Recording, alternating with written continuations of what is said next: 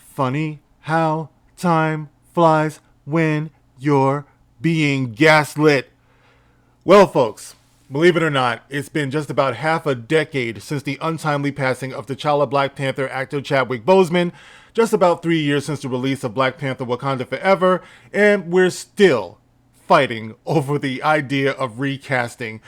It's amazing, guys, and what's even more amazing is the fact that we might have just worked our way out of getting Black Panther for the rest of our generation in any impactful way. Now, I'm going to tell you what I mean by that. Let's dive into it. This is the Gospel According to Mark with a C. He is I and I am he, just taking some time to tell you exactly what's on my mind. Thank you for joining me once again, my friends. I hope all is well with you. Now, guys, as you know, I've been talking about this Black Panther thing and the recast T'Challa thing forever. I was one of the first people to speak out about it. Now, why do I keep talking about this, even though it's amongst my lowest viewed videos? Well, I believe timing is everything, and time is of the issue here. Almost immediately, I said that T'Challa should be recast because it was in the middle of a phenomenon. Lives were being changed. Children were being inspired. That was something you don't play around with. That's something that comes around maybe once every 100 years, unfortunately, but there we had it, an honest, honorable legacy Black character that was actually being well received and breaking through and making an impact. So I felt that it would be irresponsible to let that go. And when you look around, it's not a hard sell, guys. You got to be able to read the room. You got to see what has happened since then. Since then, everything has become about identity politicking. It's become DEI, all of this stuff. So at that time, it was time to keep the ball rolling. We did not have time to be like, well, maybe in another 10, 15 years. And since then, I believe that my stance has been proven right. And I want to offer this for your consideration. I saw this article just this morning on CBR.com. Now, I want to read a great deal of it to you so I can get you to understand, and maybe we can all be on the same page about what's going on here and how I believe that tragically it might be too late for the MCU to save this property. Okay, so we're going to talk about this, and I promise I am going to leave the link in the pinned comment below so you can read it yourself, because I'm not going to read the whole thing, but I am going to read a lot of it because I want you to see exactly what it is that we've done by allowing this ship to sail, okay? And I believe that it has sailed, okay? So let's get into this. The headline goes, despite its billion-dollar success, this MCU franchise may be more doomed than Blade.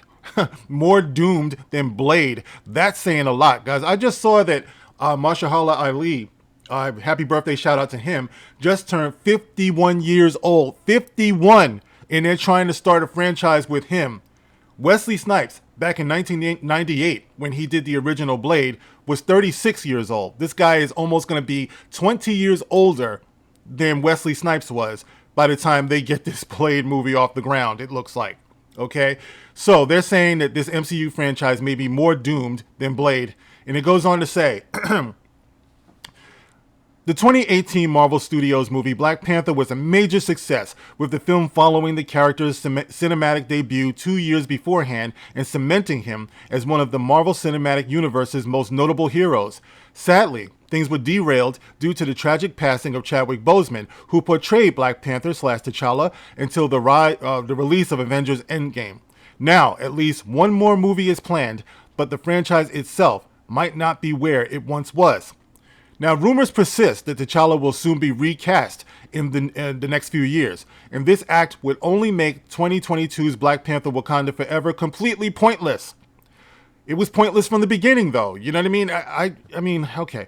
Furthermore, that movie already furthered a problem of the series not having much material organically to use for the property. Add in the decreasing interest in both the Black Panther character and the MCU as a whole. Decreasing interest.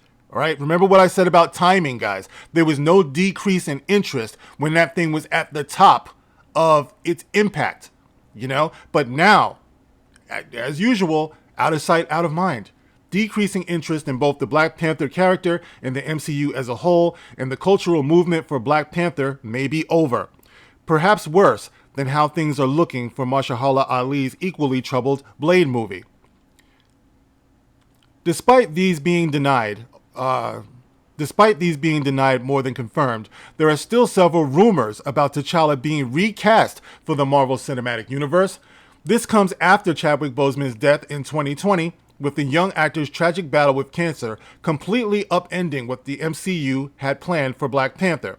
Thus, Black Panther Wakanda Forever was a metatextual sequel, with T'Challa killed off in the MCU, and the movie used to mourn him.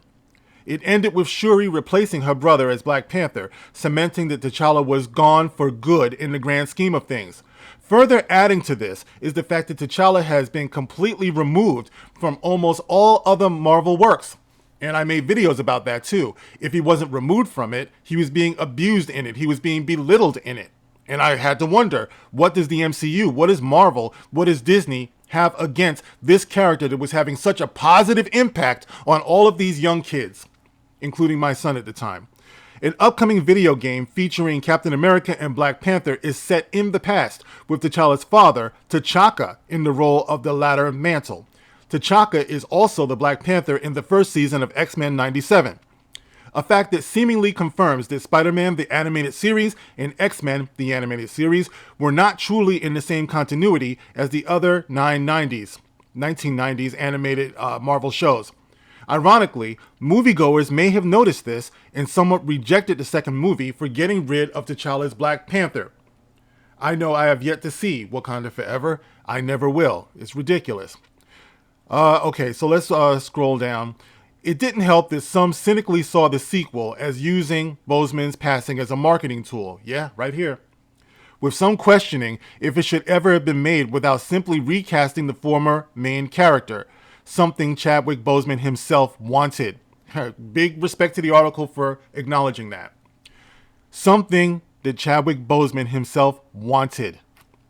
Now, even considering the chance of recasting T'Challa in the next 5 to 7 years, meaning that it would be over 10 years, is that enough time for you guys to finish mourning? Over 10 years proves that this direction should have been taken from the first sequel. These rumblings only further invalidate Wakanda Forever, which already introduced the somewhat controversial Namor Akukukan. Not only was that character heavily changed from the comics, but his character, or his actor, is now essentially canceled due to, due to sexual harassment. He's therefore unlikely to appear again without being recast himself, making the second Black Panther movie feel like a maudlin, weepy waste of time. Okay, so let's see. Currently, there's a third Black Panther movie in the works by Marvel Studios and director Ryan Male Feminist Coogler, likely to finish the themes of the first two films in some way. Fans don't know where the story will go, with the only thing that's known at the moment being that acclaimed actor Denzel Washington will have a role in it, or so he said. Now, Nate Moore already said you can't believe any of this stuff, so I don't know what Denzel was talking about. Sadly, this almost comes off as stunt casting, you think? In order to create some hype and excitement for a movie which is currently something of a head-scratcher. Killing off T'Challa in the MCU created a narrative dead end, which is something I've been saying for years. Killing off T'Challa in the MCU created a narrative dead end for the Black Panther movies, especially since the few notable stories from the comics focused on him as the Black Panther. How about all of the notable stories focused on him? Okay, his main run of notes are the Christopher Priest run, and to some extent, the Ta-Nehisi Coates penned comic book run, both of which had T'Challa in the driver's seat. Using any of this for the third movie, which won't even feature T'Challa at all, will feel wrong on several levels and show how vital he was to the narrative. What I saw, I'm not impressed with Ta-Nehisi Coates' run on that comic. I didn't read it, but I read the highlights of it. You know, I've heard of it. And no, I'm not a fan of that anyway. So I wouldn't want to see that adapted to the big screen in any effect. All right. Adding insult to injury is the fact that Wakanda Forever did nothing to set up a sequel or broaden the larger scope for the individual mythos. As noted, The movie's plotting pace was focused more on acting as a sort of memorial than an engaging narrative. Yeah, it was, and that's what they wanted it to be. They wanted it to be a memorial. And they're playing that sad-ass music. Lift me up, hold me down. What kind of pussy goes to the movies for a funeral? You know what I mean? But here you have grown men talking about, yeah, we needed time for that. Oh, it hurts so bad. What kind of men do that? Men understand that you carry a legacy by going forward boldly and strongly. That's the reason why we have something like 8, 9, 10 Superman, 8, 9, 10 Batman, and Spider-Man. Because they understood, fans of those characters understood, this is how you endure. But no, lift me up, hold me down. This is what you get when you have a matriarchy, which is what the black community is. You get a bunch of girly men sitting around crying in a movie theater. Thus, it's all around difficult to see where the franchise will go, especially since these movies have been largely independent among other MCU films. All right, so let me wrap this up by going down to this last paragraph, because I think this is also very telling. All right, where is it? Okay, all right, where is it? Okay. All right, this is it. Listen carefully to this, guys. Listen very carefully, because in this lies the point. The character is kept around. We're talking about Black Panther. Black Panther, a character that's been around for over 50 years.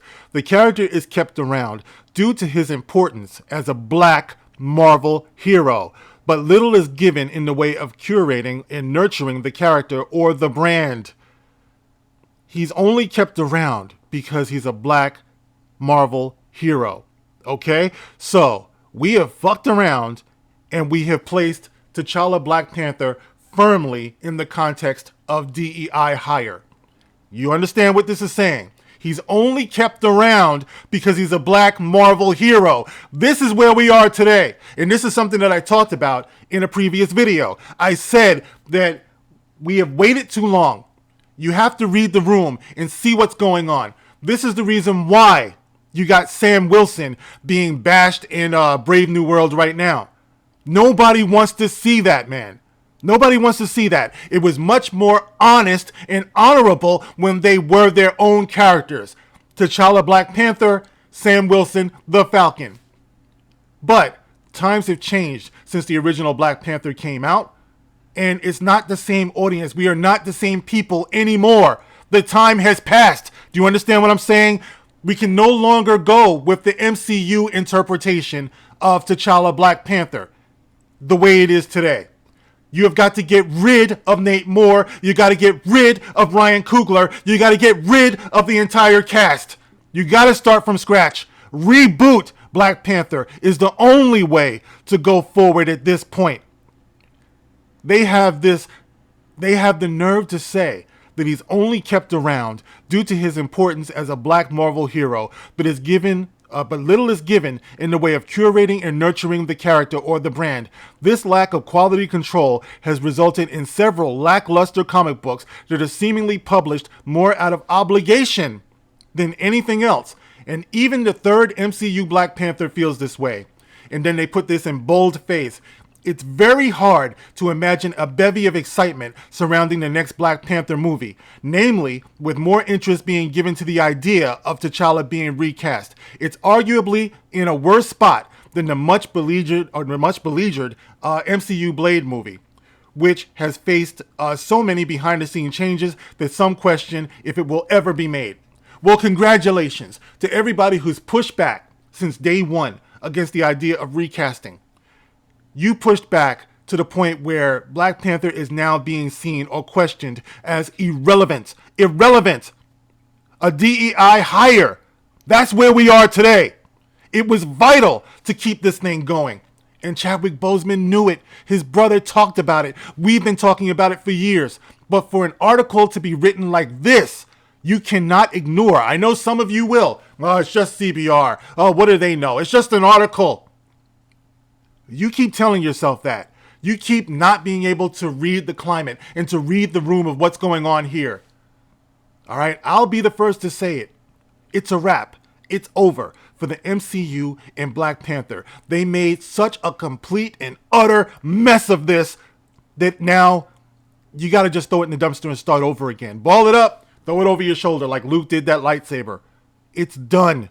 The only thing you can do is put some qualified, passionate, purposeful, loving, conscientious people on this project and bring it back to where it needs to be. But even then, it's going to be an uphill battle because that same audience is not there anymore. The same audience that was open for things, they've fallen. They've fallen to the great psyop, the great dividing of our fandom. And now, it's not out of the question that you hear people saying, whenever I see anything that is black-led, I turn off. I've heard people say this so many times. Whenever I see a black face, it's over for me. Identity politics and DEI and all of that stuff, it's done its job. It's done its job. It's not the same climate. And now we have to deal with it. All right, guys, it's your turn to tell me what you think about all of this. You can get in the comment section as always. You can like, you can share, you can subscribe. Thank you to everyone who has given to the channel through the Super Thanks feature on each and every one of my videos. I really do appreciate it, guys. I will catch you in the next one. This is The Gospel According to Mark with a C. Rock on.